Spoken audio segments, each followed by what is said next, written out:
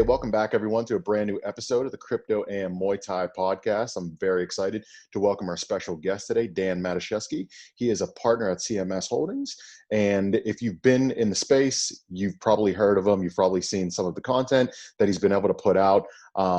There's no shortage of super exciting stuff that's going on in the space. So I'm pretty eager to hear your take on it. So how are you doing today, Dan? Good. No complaints. I mean, market's been wild, right? Like the last couple of weeks have been a good run. A lot of real corporate activity on the US side, which is like good to see. That's sort of new and like that's like an evolving trend.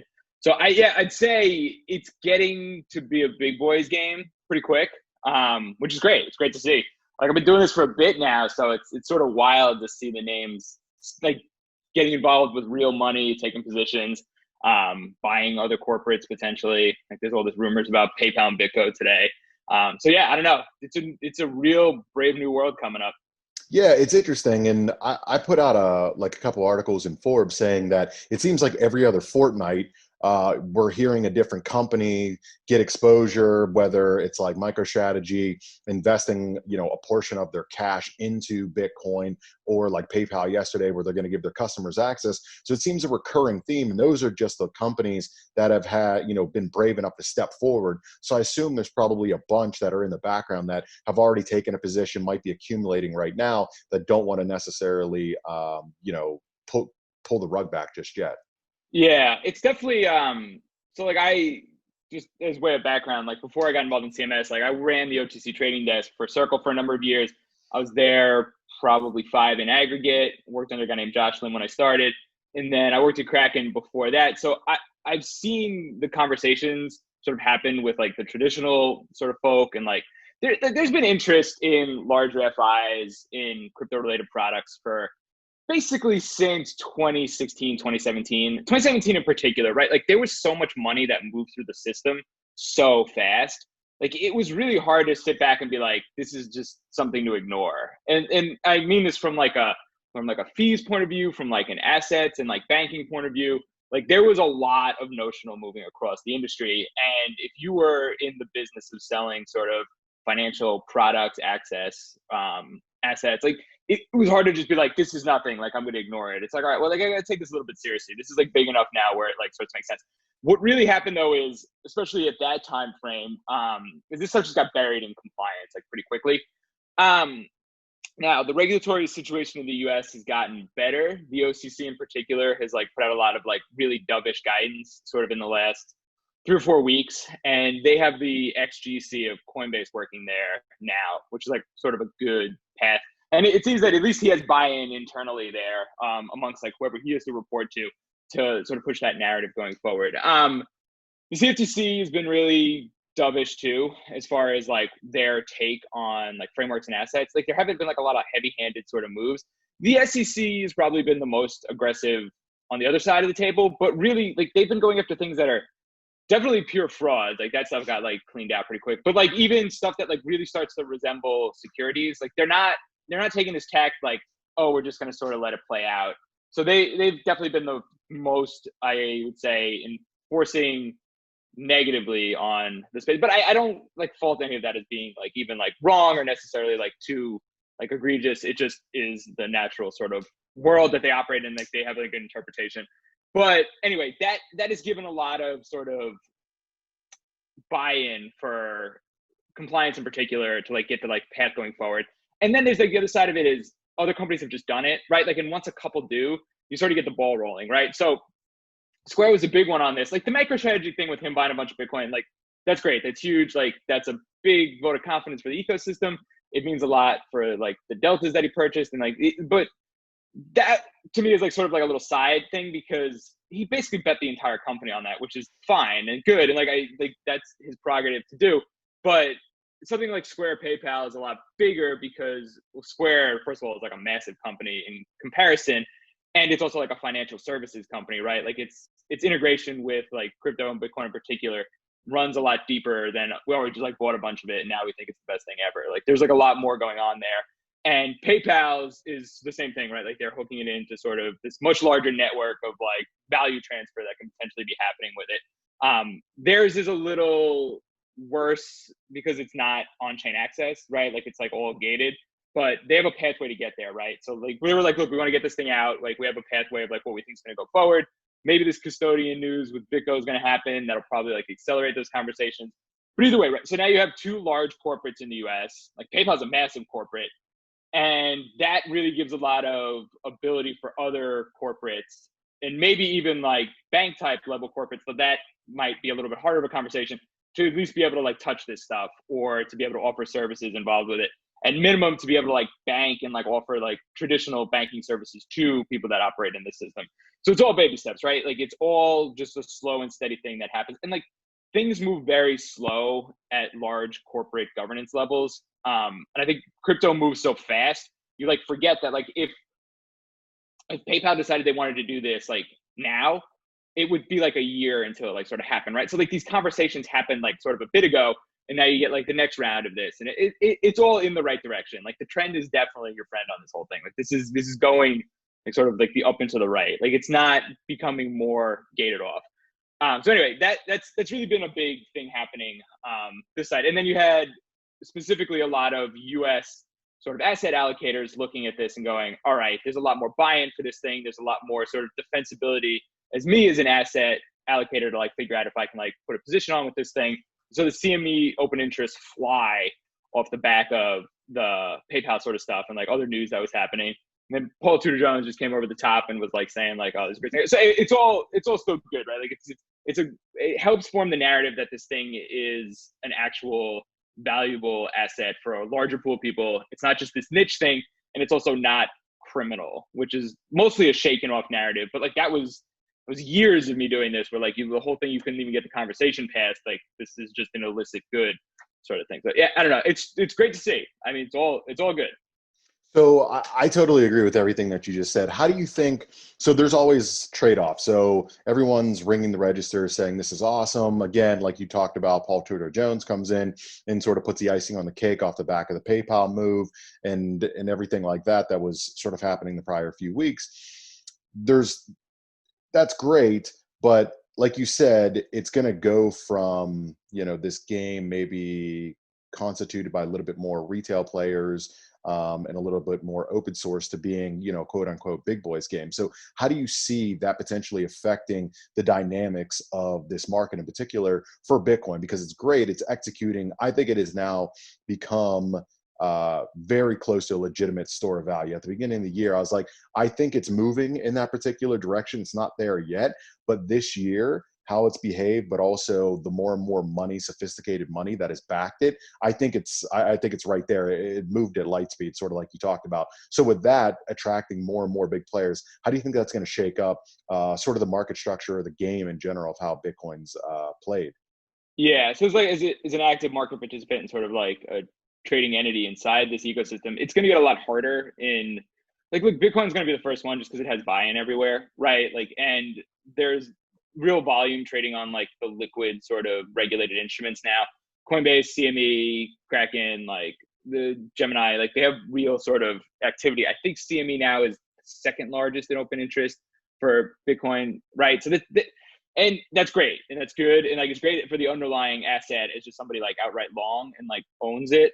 But it's going to be really hard to compete in that world going forward for a number of reasons. Like if you're a really good sort of Bitcoin trader, like you're probably still like a mediocre player against the other institutions that you're eventually going to have to like go head to head with in this stuff that's out there. And they're going to beat you up on balance sheet. They're going to beat you up on like speed. They're going to beat you up on access. Like that's their game. And like they do this in like other markets.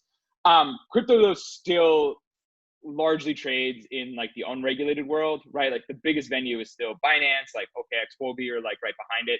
That's not where you're going to have these sort of institutional players that are dominating the traditional products are going to be like playing. Like we do know that like some of the Chicago prop shops trade out there and they'll play in that world. And they've like definitely made some good coin, like playing in that sort of space. And they've edged some of that inefficiency out, but there's still plenty of room to play sort of as like somebody who's interested in it.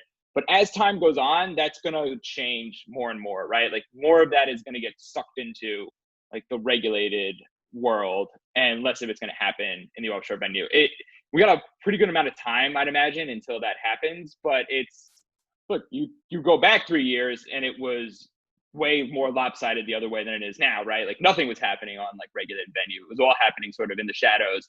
And now it's all happening on the up and up and super regulated. So it's going to trend in that direction, which is going to always make it harder. And the inefficiencies are going to come out of it. Spreads are going to come down. Volatility will be like tamed somewhat. It's just the reality of like how markets grow up. And it's a good thing in aggregate for the industry. It's like harder as a sort of retail like participant in like the trading activity. And like everybody that's really trading crypto for the most part is like considered retail in the traditional sense. Like to have the money and like access, like there's maybe like 3 or 4 desks that are active in crypto that like fit that definition. Everybody else is like very much like sort of in that bucket for like the real world sort of definition of it.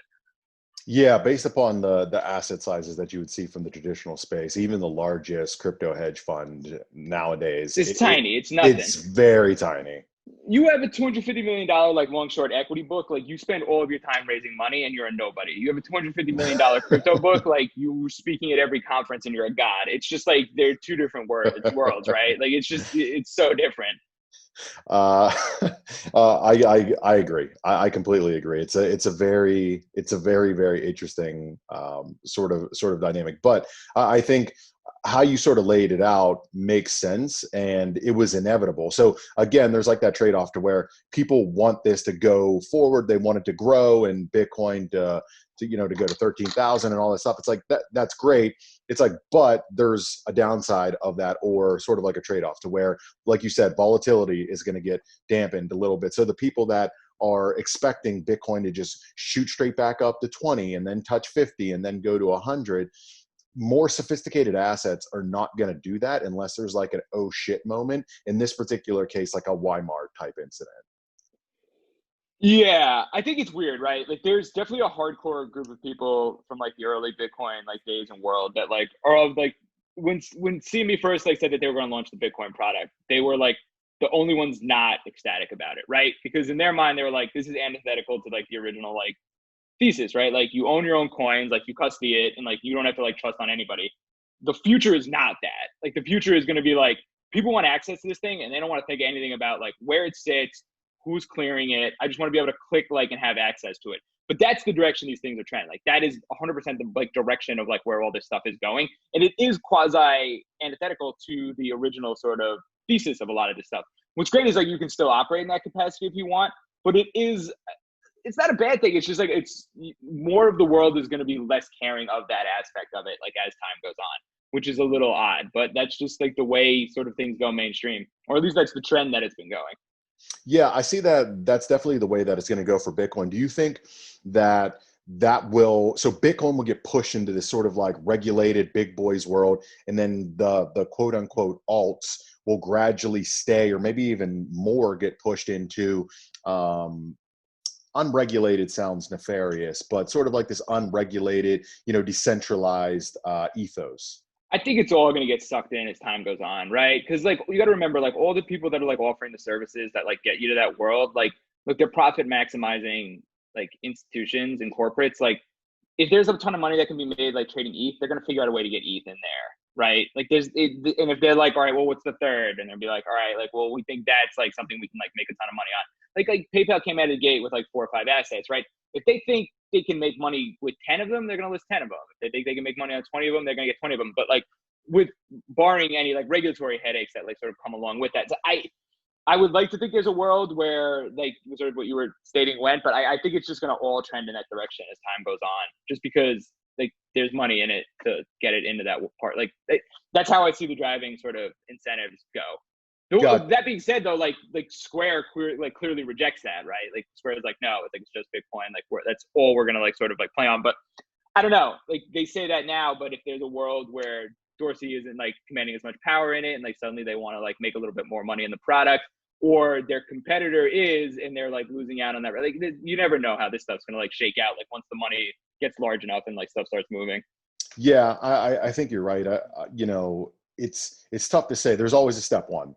And that's just the initial beachhead. So for Square, obviously being Bitcoin and being a huge proponent of it, eventually I I imagine, or I could foresee a world where that gradually expands over to Ethereum. I don't think there'll ever be a Binance or even a Coinbase for that particular matter, but definitely expanding out the suite of offerings. With that being said, like we're talking about sort of like this maturation process, where does that leave? So I guess what are the more recent incidences with Bitmex? So, you know, for those that may not know, one of the more nefarious, if not the most nefarious exchange within this space that's been there for a long time, had their founders, the SEC, brought the hammer down on them and ultimately charged them with pretty severe crimes. So that kind of sends a message to like what you're talking about, to where a lot of the exchanges at with Binance, you know, OKX, some of the other exchanges that aren't as intensive on KYC, but also kind of fires a shot across the bow of decentralized finance. So this is the year 2020, the year of DeFi.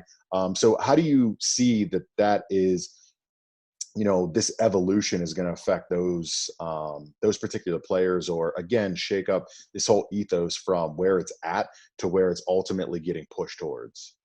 Yeah. And look, for the record, like I wish the Bitmex guys the best of luck. Like known them forever. Like it's clearly this stuff was always like a tail risk, right? I don't think anybody thought it was going to get to a criminal level. I think it was always going to be thought to be like a big fine and maybe shut it down. Because like they were offering derivative products to U.S. consumers like for a while, and like yeah, they like cleaned it up like in the past like 6 months to a year, but like that case probably predates even like when it like sort of happened. So anyway, like to the first point, like do I think this is going to be like a trend of the other venues? Yeah, like I think they'll probably go after some other ones. The problem they're going to run into is OKX and Huobi and Binance to like a large degree, though Binance is a little more of a gray, are quasi government, at least oversight entities inside China. So like something I think people like don't know is like in 2017 when OKX and Huobi and BTCC were like huge, and the PBOC came in and like, first of all, they stomped them all out at one point, right? But then they let OKX and Huobi live, and they just sort of, nobody knows exactly what happened, but like the sort of air like viewing down on it thesis was that, all right, like these are like quasi government sort of like regulated entities now. They're going to let this happen, but they're going to 100% be on top of it. I don't know if the US is going to be able to come in there and like command a jurisdiction on those entities, right? Because like I don't think China is going to let them. So it's weird that they're like quasi protected that way. Binance might be a little more actionable against, but like Binance also kind of sits in the void. These things also, they don't really have a cash arm that you can hit from a dollar side. So I don't know. I don't think the US is going to be super successful in shutting any of those down.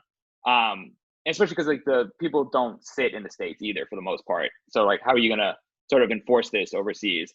Doesn't mean they won't. Doesn't mean they won't try. But I think that will continue to sort of be fine going forward. But there's probably smaller venues that are like going to get hit. I know like Deribit is now doing much more enhanced KYC out of the gate.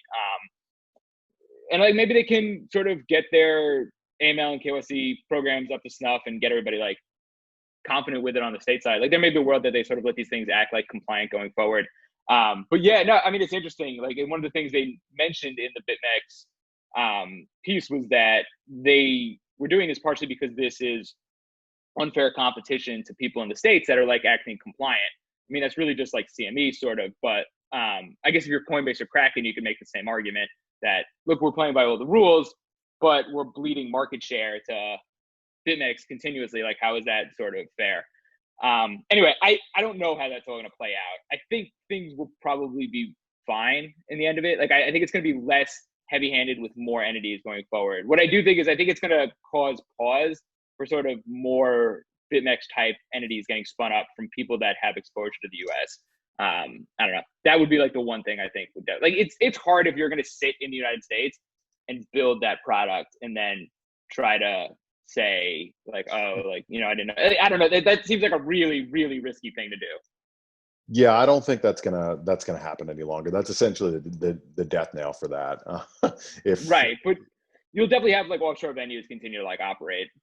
Interesting. Look, I mean, like the U.S. is like it's the long hand of the law. Like they're very good at enforcing this stuff overseas, but there's a not indefinite reach on that, right? Like there's going to be spots that this stuff can like sort of be in, and crypto is permissionless, so I find it hard they're going to be able to stop it out everywhere. And look, like Bitmex might be successful in like litigating this case too. Like that has got to play out in court.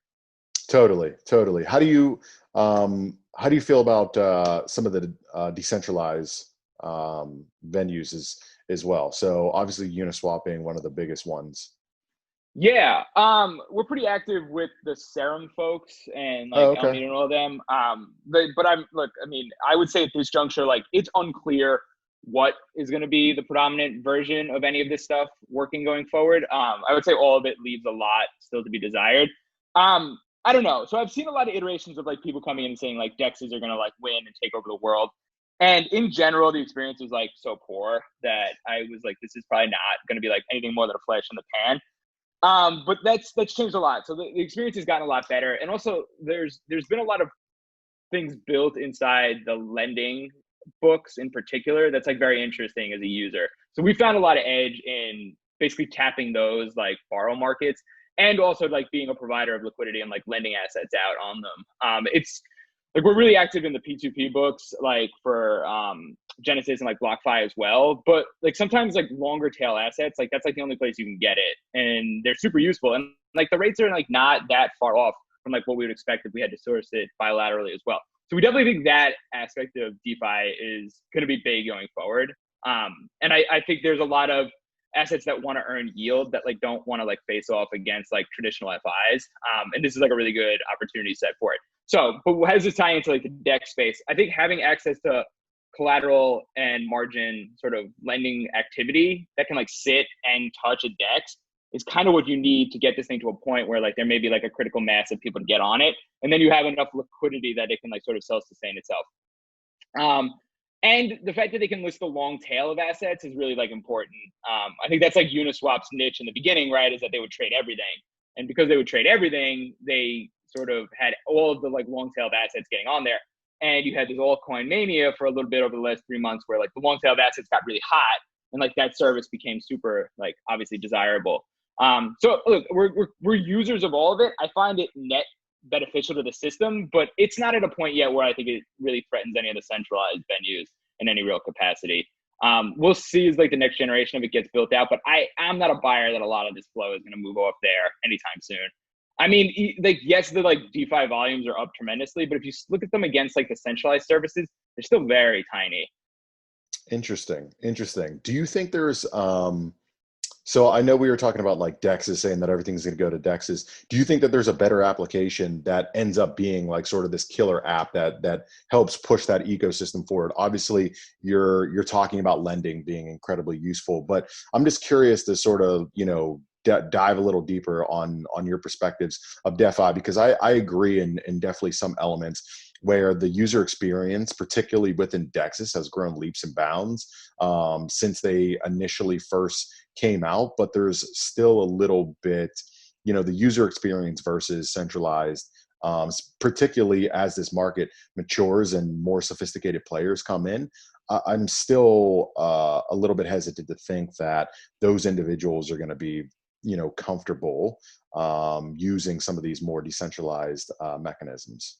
Yeah, there's still like a non-trivial hurdle to being able to interact with these things. Like, I think we just take for granted like the concept, like, oh, you just spin up MetaMask and then you like go to Uniswap and then you load the contract and then you trade. Like those things are like not intuitive really for like a first person to like get through.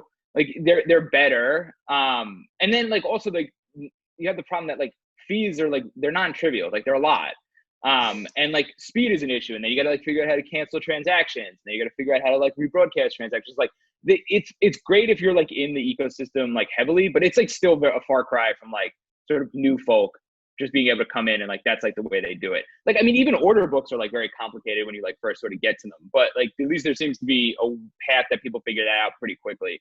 So anyway, like yeah, back to your point. Like I don't think it's just like ready yet for this like critical mass of sort of people coming, but like I see a path to it now, whereas like as opposed I like didn't. Like I would when like the first generation of this stuff when I saw it, I was like, there's just no chance this is gonna get off the ground. But there seems to be enough headway being made in a lot of like aspects of this where I'm like, all right, like this is clearly useful. Like there's a niche here of people that like definitely want to use it, and I think like that will probably grow. I don't know. I think that trend's gonna continue. I like think as far as the assets are concerned, like I find it really hard to tie back the valuations to a lot of these like governance tokens. Like I find that aspect like super confusing sometimes. But like regardless of that, like the actual usefulness of like the protocols is like definitely growing. I don't know. So I mean, I find myself using it more and more too, right? Like there's the reality of like this whole thing. Like it's becoming more of the trading activity that we do in aggregate when it was almost nothing 18 months ago. Gotcha. You mentioned two things really interesting that I want to touch on. So first, you were talking about fees, which given the boom times and within DeFi has exploded fees and also transaction times on Ethereum as well. Do you think that, I mean, obviously this is just hypothetical in your particular opinion, but do you think ETH 2.0 helps solve some of those and then that can gradually sort of grease the skids for the next evolution of this, expanse of DeFi, or ultimately, is it just not built for that and there needs to be some other interoperability like within Ethereum? Because this is something that's been going on for a long time. I know the promise of 2.0 is that, but ETH 2.0 has been delayed for a long time as well, and the full rollout is done for another 3 years. This is such a lightning rod thing, like they get talked about, and like I don't know the answer because I can't speak to the technical like nuances between ETH 2.0 and like all the different chains, or like Polkadot or like Solana or Algorand or like HBAR. So there's like a path coming up, right? Like so either ETH 2.0 like ships something that gives people faith that this is going to be like a pathway for that solution to happen. And I won't be able to like technically like quantify that, but the people that like will know will be able to sort of get there. Or this stuff is going to like migrate to another chain. Like, and I really do think like that's going to happen for at least a good chunk of the activity. Cause like we talk to a lot of projects and we see a lot of deals. And a lot of projects we talk to are like, we don't know if this is going to be viable on Ether going forward. If there is any uptick or trend forward in fees, like it's definitely going to be like more and more of a hurdle. Or if there's going to be enough like faith that there's going to be a realistic time frame for like ETH 2.0 scaling solutions to sort of get there, or if there's some like layer two. And I'm going to wrap all the stuff like into like one just like forward looking chance of like this stuff getting better. And I don't know, the market's kind of running out of time. Like that's got to get solved, I want to say in the next 6 months, or at least there has to be a real time frame people hold on to, or you're going to real slow flight into something else. And it's funny, I was talking to Zane, who he's at FTX now, but he worked at Bitmex forever, and then he was at OKX. Like I've known him throughout the years, and he was very involved in like BCH back in the day. And like when I lived through that whole fork, it was funny. It was like a lot of Ether's rise. There's a bunch of things involved in it, but like, and a lot of like the altcoin rise in that 17 run, besides just the mania, was like the high fees on Bitcoin, right? And like people were pushed onto other chains. And I won't say that was like a huge part of it, but it was part of it. And you're almost seeing that with ETH now. It's like living the same movie over again, right? Like where it's sort of forcing activity, or at least thoughts of activity, onto like other layer ones that are out there. So I don't know. I don't plan to know the answer of any of this. It's something that we're really actively looking forward, because like there's either going to be a massive transfer of value like services onto some of these other layer ones, or ETH's just going to smoke them all, and like it's going to like continue to like keep all that activity in it. There's definitely a bunch of stuff that will probably always remain on Ether and like is fine for sort of like the current incarnation of it. But I don't know. Yeah, it's a weird time in ETH's life to like figure out how this stuff's all going to go. And what's interesting is I think you can be bullish on ETH and like be bullish on like solutions working on other layer ones at the same time, which I find a lot of people view that concept as like one or the other. Like you can't be sort of in both camps. But I'm not convinced that that's wrong as like a trading thesis. Yeah, I think projects like Solana are taking the path of least resistance and looking sort of like interoperability. And I've talked to Cosmos too. I think because at the end of the day, Ethereum's the big boy. So just like you're talking about, Bitcoin was number one, but Ethereum is not going to sit there and try to compete with Bitcoin on the store of value premise. They're just going to try to suck some of that capital into its ecosystem, which you've seen a dramatic rise this year, in Wrap Bitcoin and REM BTC and all that stuff to participate in some of this DeFi frenzy. So, with the new wormhole integration with Solana, that's the one that's at the top of my mind, to where they're not trying to compete with ETH. they're just building a port so that it's a bi-directional port so that they can suck some of that capital off Ethereum's platform that might be better suited for, a faster moving NASDAQ speed type exchange or whatnot onto Solana. And hopefully some of that stays. So I was talking, I think last time with someone from Avalanche and talking about, even with the BTC that's gone on Ethereum, and whenever there was a little bit of rocky roads before the most recent parabolic period, there wasn't a downtick. Like people weren't saying like, okay, oh shit, DeFi is over. Let's get my BTC off of Ethereum and back into its native holding. They kept it on Ethereum. So I think that is some of the path of least resistance people are going after. What I'm curious about, you brought up something really, really interesting, is you're totally right on the fees from Bitcoin. Back in 2017, I remember that very, very clearly. And that is 100% the same exact movie that's playing out for Ethereum. And I wonder, like, if it's going to be sort of like this interoperability wormhole type situation that sucks a good portion of that capital, or it just jumps to an entirely different chain, whether that's Polkadot, Thorchain, or anything like that. One thing that could sort of like be a catalyst for it is if a lot of these DeFi protocols really shit the bed. So in terms of the yield and everything that's being generated from liquidity mining or yield farming, if that sort of goes by the wayside, then a lot of the utility or a lot of the demand, I think that we've been seeing for DeFi and some of these governance tokens is going to dry up, which could eventually sort of be that catalyst where, additional capital flees Ethereum and looks for other areas. That's kind of me thinking about it as you talked about it. But the story that you're sort of speaking about, that same movie, it's 100% playing out again right in front of us. Yeah, I mean, look, people will argue about this, but I was moving at the time. It's like we were like moving tons and tons of Bitcoin across, and it became like an actual headache. It became like an actual burden of like settling stuff. It was like the fees were starting to get like very high. Like I remember we were paying like $300-400 for like certain transactions because they had really large UTXO sets that were like being made to construct them. And I was like, look, like we plan to make $1,000 on this trade. I just paid 30% of the edge on it out in a transaction fee. I was like, this is not like a great plan.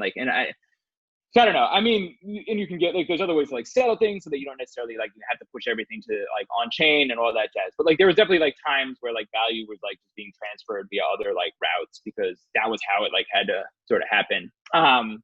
But I don't really know though enough about how like E2.0's like timeline and like workings are, but I can tell you 100% that like projects that sit on it or plan to sit on Ether are definitely like hedging their bets and like thinking about like other options at a minimum as like a backup plan in case like stuff. Look, I don't think ETH has another like 3 years to like mess around like trying to figure this out, right? But like, do they have 6 months? Probably. Do they have a year? Maybe. But like, then it's really going to start to push that like issue forward. So I don't know. Like, I mean, we have positions in a lot of L1s too. So like, we're like for full disclosure, like we have like positions in ETH too. Like we think that there's like a world where this stuff like all sort of like rises in value. It's just there's a chance that a lot of value moves from ETH to another layer one. First, like sort of all the layer ones catch a little bit of a bid, and like ETH continues to like maintain its like presence. So that I don't know where it's all going to play out, but it's definitely going to soon. That's interesting. I definitely see a world where that probability, like that particular path, plays out. This 6-month time horizon, if that's even frame or fashion close to it, that'll be really interesting to see how that all plays out for the other layer ones. The other thing that you mentioned was talking about like wrapping your head around valuation for some of these governance tokens that have come to rise on Ethereum, which has given Ethereum its great bid this year and subsequently pushed up the gas prices, and the transaction speed slowed it down dramatically. How are you guys looking at that? It's again like this loaded question within crypto. It's like, how do you value these freaking things? So how are you looking at that and sort of like the iterations you've taken? Yeah, so we're pretty active in like the farming side of a lot of this stuff. That's been a pretty good trade. Yeah, so how do like we look at like the relative valuations? Well, I guess like that is how we look at it, right? It's like we really look at it relative to like other things that we can like get a comp for. I think that's like the only way you can sort of wrap your head around like, is it relatively like cheap or expensive to sort of the index that doesn't exist, but like, all right, like if a comp's trading at X fully diluted and like Balancer trading at Y fully diluted, there's like a thought process at least of like what it may or may not be like cheap. I think in general, like our thought process is like the fully diluted valuations on these things are just very high. Like I'm not sure that there's like a ton of utility that's like dictated from some of these governance tokens that justify their like all-in valuation. But like we're in like sort of a 60-70% drawdown in a lot of these now. Like I'm not like a seller of like an asset that's just been bombed out, right? Like there was buyers along the way. Like I'm not smarter than the market. So like maybe there is like a bid in this thing higher, but I don't know. It just like takes pause. Like we find it very hard to take long-term bets on like liquid public governance tokens currently sort of in the market. Like nothing has like jumped out at us that's like a screaming sort of buy outright unless it's like a relative value trade. And we're like, all right, well, this like protocol functions very similarly to this protocol and it's like trading at a tenth the price. Like, all right, like that like sort of makes sense to us. But if it's just sitting out there alone and like everything's sort of like trading in line, and I don't know, that's really a tough bet for us to make. Look, there's probably a lot of people are going to make a lot of money who understand this a lot better on like what like the sort of edge and sort of value that these things have, but it's early, and it's also like these things open very rich. Like nothing was, I would say, like cheap when it sort of like hit the tape. So that's not great. And you get like this like moon rot concept where this stuff just like opens and like grinds down forever. Like that doesn't like build a great base of people that are sort of like interested in it. So yeah, I don't know. That's how I feel about it. I just don't think there's any way to know. And like also they evolve so quickly, right? Like, I mean, all these things are iterating weekly, if not monthly, right? It's hard to know just because like the asset looks like X today, like what it is tomorrow. Like maybe they figure out a way to accrue the fees back to it. Maybe they like put this buy and burn mechanism like into it. Like the teams are very, in general, very interested in like keeping the value of their tokens like as high and like accruing value, right? Like they don't want these things to just die. So they're going to like actively work against it. So it's like a game you're like playing against that as well. So I never short really anything outright in this market. Like I find that to be like a terrible sort of way to trade. And also just like, I've been so wrong, like about like, and here's the thing, in crypto, when you're wrong, you're like 10x wrong, right? You're not like, oh, like I like was wrong on this thing and it like went 5% against me. It's like, it like triples and you're like, wow, like I was really wrong. Like you could definitely just like be trampled with your own like sort of wrong thesis about things going forward. So I don't know, that always like scares us. So we like tend to just be like long bias, like only like all of our positioning. Yeah, it's interesting. We're kind of a bit like that too in our fund, to where yeah, I find it easier to trade the long side versus the short side. And I think it's just because markets in general are very biased, you know, from a long perspective, but like this market in, you know, even more so, to where you're sort of talking about, whenever it goes for you, it goes for you a lot, and whenever it goes against you, it goes against you like a lot. So it's a very interesting thing to, or concept to sort of like wrap your head around with some of these new tokens. But yeah, that's kind of how I look at it from a valuation perspective too. It's like, what's its drawdown? Where did it come onto the market at? What's the total supply? It's like, okay, that's a lot of tokens. It's like 3 billion. That's a lot. Okay, what's its valuation, its market cap, as soon as it hit the exchanges? It's like another 3 billion. It's like, okay, that's a lot. And then subsequently seeing how far it's kind of bled. I think, you know, at least for me and how my brain's particularly wired, that's the only real way that I can kind of come up with a feasible you know, risk reward analysis for these tokens right now. Because just like you said, things change so much, and the soup du jour now is total value lock, so TVL, but it might switch to something entirely different 6 months from now. So all these tokens that are, or these networks that are, you know, sort of reporting these big TVL numbers, that might not mean shit 6 months from now. So it's a really interesting moving target that you're kind of working with. Yeah, I don't think there's any real like framework around this stuff. To me, it not only moves too quickly, like the parameters change so quickly that like I don't know how you look back on this stuff historically and like sort of attach frameworks to it. Maybe there's a world in 5 years where you can like start playing that game, but I don't think it'll do you a ton of good to sit there and try to figure that out now. No, I totally agree with you. We're still in that very exciting and fun phase where you're actually like creating the future while you're building it at the same exact time, even from an investment perspective, an investment management perspective, and also these companies, these projects that are actually creating technology that has the ability to sort of touch the future moving forward. But with that being said, we don't know, there's no rules or frameworks and stuff like that to where you can look at in a traditional market and be like, oh, the price to book value, or the price to earnings ratio Right. is a little bit high. So I think that's what's interesting and fun about that right now. So with that, what are some of the areas that you guys are most excited about in this space, or maybe even some of the trades that you guys are most excited about, obviously within reason, not giving up any of your Yeah, no, totally. Like we've invested in a number of these sort of levered trading. I guess like, it's hard because there's not like a great, like, so DYDX has like the only real good one right now, right? Like they have like a futures market that exists on like a DEX system. But there's a couple that we've invested in that we're like pretty excited about going forward. Perpetual Protocol is one of them. DerivateX is like another one. I think that there's going to be a real levered instrument that trades some size that's liquid in the decentralized world. I think there's just going to be enough like interest sort of in a product that like exists there. So we'll see like sort of how that evolution happens. I think that hasn't played out in the market yet. I don't think we've like really seen a good or like enough volume trading across any of them for it to like be a contender. So we're pretty excited about that thesis going forward. We're pretty bullish on like all the like dot ecosystem stuff getting built out. It's really hard to get a feel on like everything that's happening in that because it's still very new. But we've like placed a lot of bets sort of in pieces of that, like as that's going to sort of evolve. But a lot of that narrative is going to be directed by like what happens with ETH, right? So like a lot of that's still sort of in the known, but we've like sort of placed some bets like in that world. And then like otherwise, I mean, like a lot of our time is really around sort of what I would just like call like interest rates trading, though that's not like a thing in crypto, but like, we trade a lot of the curvature, right? So we trade a lot of like the different like steepnesses of like the curves between the different venues. And then with that, like we'll interact with a lot of like the DEX lending or like the OTC sort of like bilateral lending aspects that are out there. So yeah, I mean, that's like dominating like the positioning sort of like what our book looks like on like the day-to-day sort of side of things. But yeah, like I think in general, like interest is just going up, right? Like it all seems to be pointing in the right direction. So there's also just like a case to be like made for just not over trading your book and like keeping exposure. Yes.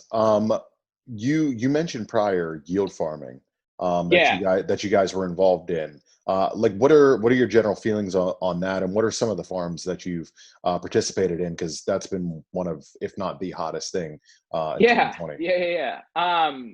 So we like look, we tend to approach it. Here's the thing: there's two ways you like can like sort of do this out of the gate. Is like you like come in, you're like I'm going to farm all this token and keep it because I think it's the greatest thing since sliced bread. Or you're like I'm going to farm this and I'm going to chuck this token because I think like this valuation is out of control and like I'm going to like earn yield on it. And look, we've done both, but like we really fall more in the camp of like we're providing a service which is like liquidity or some other like niche like aspect of it to these markets, and like we're not doubling down and like taking the exposure to sort of the underlying thing. Though we have it has like taken bets for like shorter durations on this stuff. But yeah, like I don't know. I mean, like this is like coming back to the question where it's like, all right, like where this whole thing is being propped up by like some baseline demand for these governance tokens like across the market. So like some like participants in the market out there somewhere, like clearly like I think this stuff has enough value that they're willing to like pay for like the right of like that creation of it at the end of the day.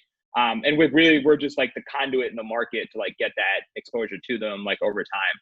So yeah, I mean, like we've done like Uniswap stuff, we did like the sushi stuff, we did some of the Swerve stuff when that was like there.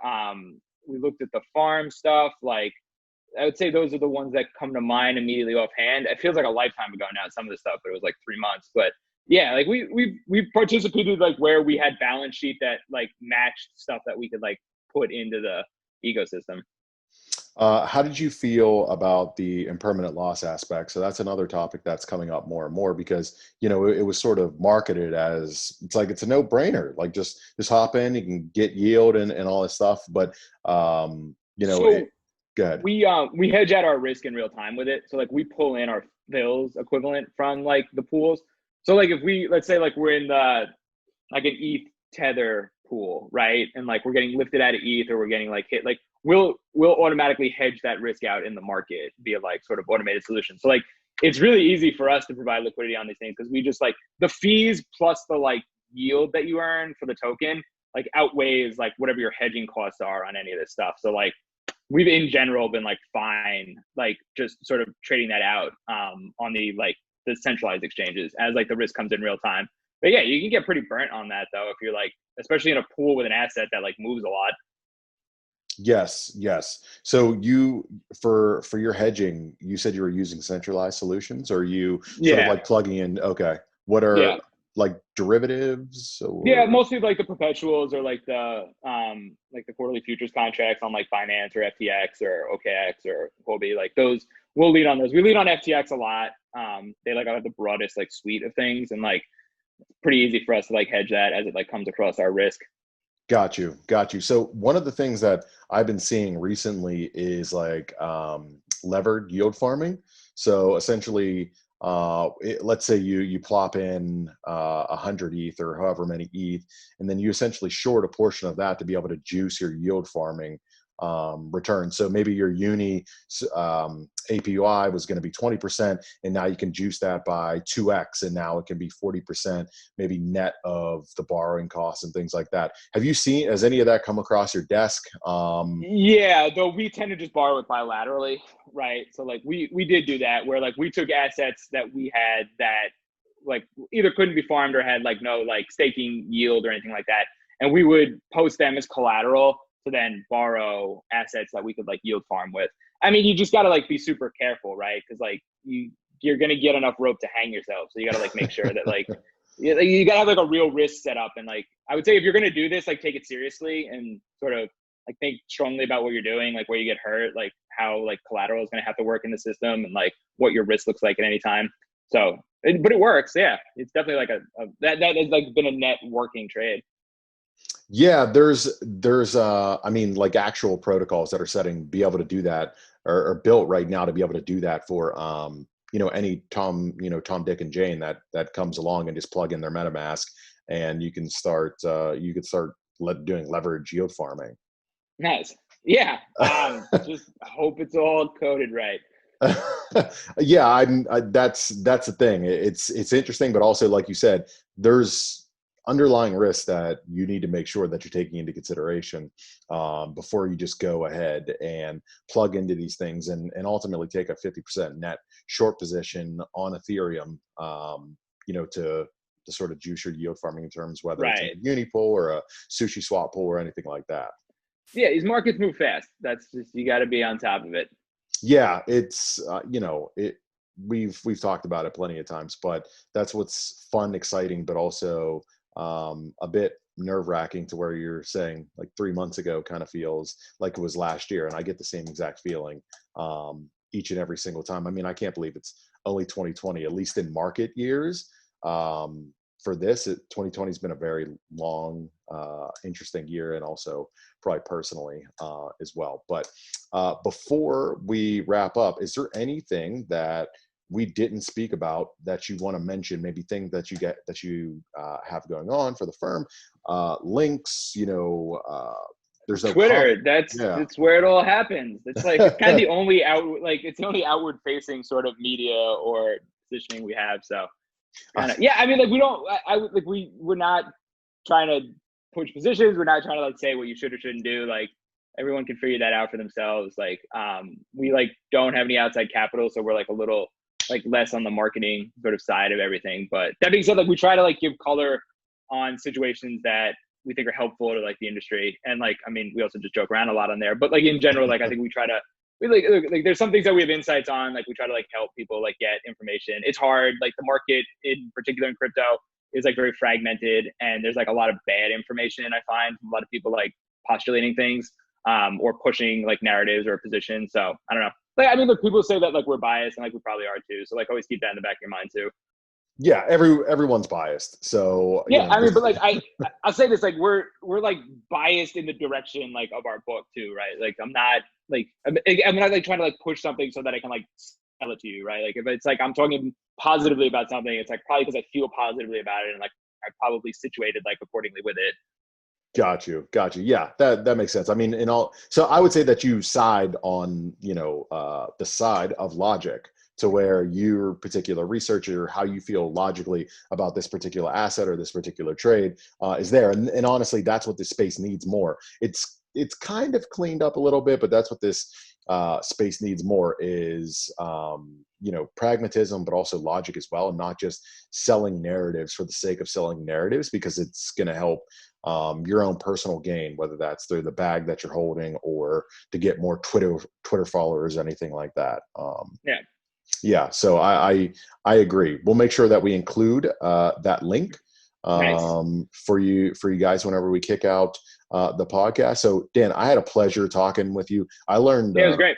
I learned a bunch about a lot of different topics. And I can't wait to have you back on the next time that we do this in a couple months. Hopefully 2021 Nice. will be a more will be a little bit more of a sane year, but we'll have you back on sometime in 2021.